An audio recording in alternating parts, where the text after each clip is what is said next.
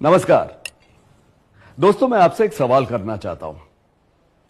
आपकी सेहत की कीमत क्या है? 1 रुपया, 2 रुपए, क्या बात कर रहे हैं, 3 रुपए?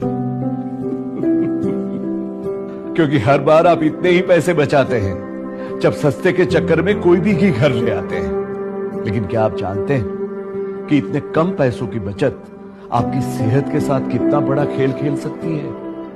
इसलिए सेहत की कीमत जानिए, असली प्योर पहचानिए। मधुसूदन घी जो आता है जीसी टेस्टिंग के साथ, यही है प्योरिटी चेक करने का सबसे रिलायबल और लेटेस्ट तरीका। लेकिन ये जीसी टेस्टिंग होता क्या है, कैसे करते हैं? ये सारे सवाल के जवाब हमारे एक्सपर्ट देंगे। आइए